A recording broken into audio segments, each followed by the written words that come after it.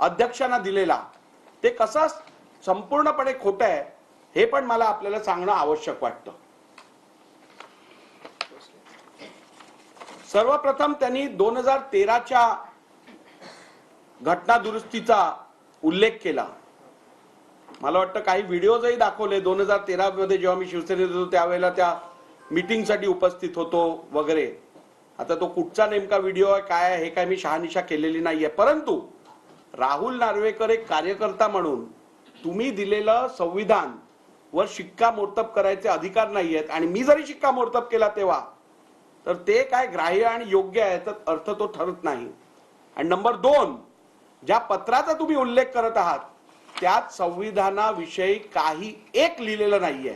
ते पत्रही मी तुम्हाला वाचून दाखवतो जे शिवसेनेनी इलेक्शन कमिशनला दिलं असं ते म्हणतात आणि त्याच्यावर इलेक्शन कमिशनचा स्टॅम्प आहे असं ते म्हणतात.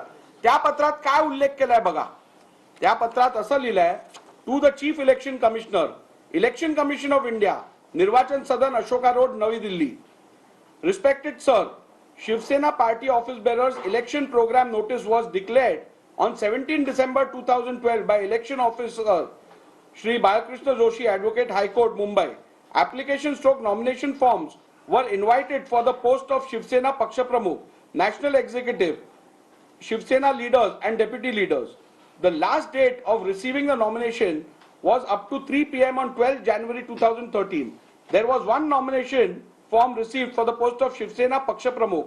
9 forms were received for the post of Shiv Sena leaders and total 21 forms were received for the post of deputy leaders. All these forms were scrutinized on the 15 Jan 2013 as stipulated in election notice and were found to be in order and declared valid by the election officer. Election to the above post were held on 23rd January 2013 at Shiv Sena Bhavan, Dadar, Mumbai, as per the program declared with a election notice. All the candidates were declared elected unopposed as the number of forms that were received equaled the number of posts. The election result were declared by the election officer in the presence of the representative members. Elections were held in free and fair atmosphere as per the democratic principles and guidelines set up by Election Commission of India. We submit herewith the election results declared by the election officer. After the election procedure was completed, Shiv Sena Paksha Pramukh Shri Uddhavji Thackeray co-opted 6 deputy leaders and his absolute discretionary powers conferred upon him as per the Shiv Sena Constitution Article 9A. The list of 6 co-opted deputy leaders is also attached herewith for your record. Also, please find copies attached of the election procedure and results declared by election officer Shri Balakrishna Joshi, Advocate, High Court, Mumbai.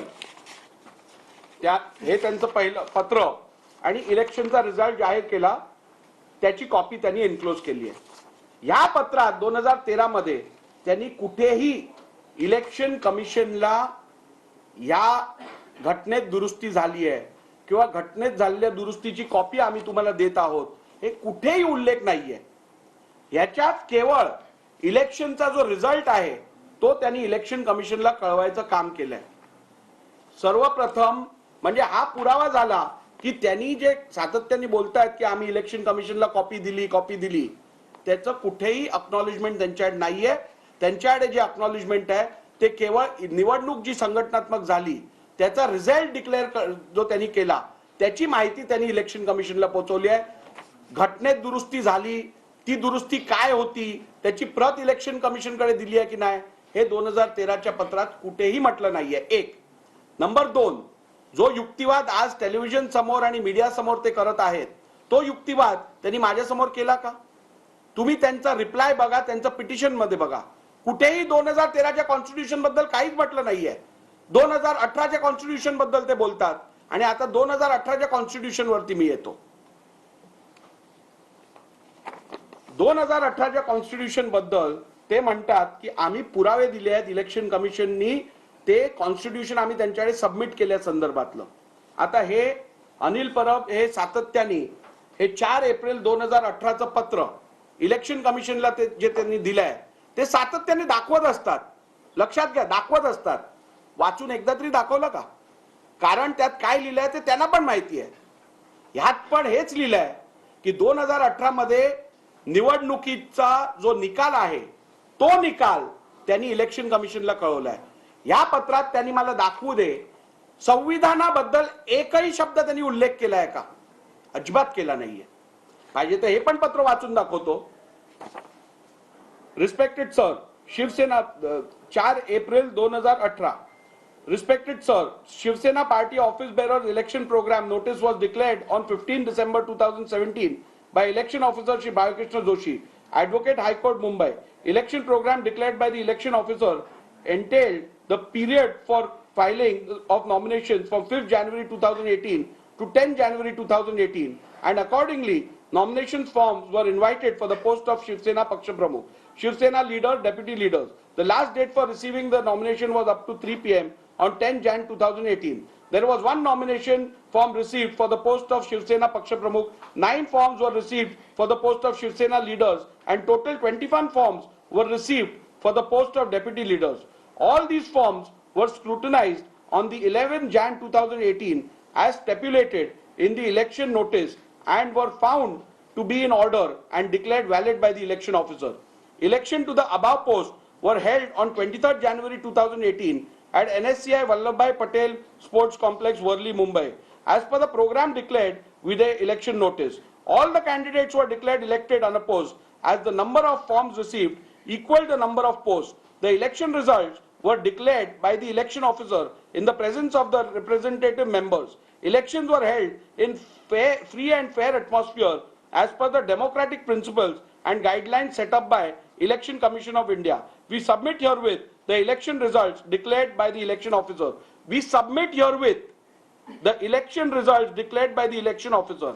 After the election procedure was completed, the newly elected national executive resumed on the dais.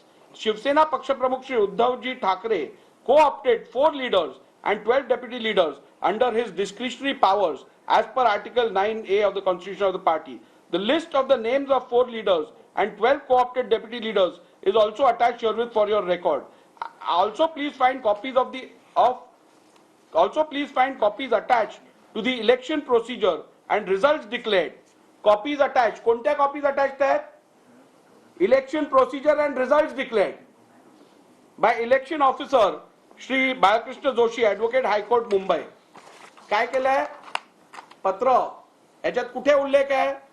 संविधानात amendment झाल्या, ते amendments आम्ही election कमिशनकडे पूर्तता केली, नियमाप्रमाणे त्यांना दिली, त्या संदर्भातलं रेझोल्युशन आणि इतर पत्र जे अपेक्षित आहेत सोबत जोडायचे ते जोडून त्या संविधानाची प्रत इलेक्शन कमिशनकडे देत आहोत. कुठे उल्लेख आहे? अजिबात नाही. त्यामुळे कुठचा तरी पेपर दाखवायचा, कागद दाखवायचा, त्याच्यावर इलेक्शन कमिशनचा स्टॅम्प आहे हा वापरायचा, पण त्याच्यात काय लिहिलंय हे कोणाला वाचून दाखवायचं नाही. कारण बंद मुट्ठी लाख की खुल गई तो खाक की.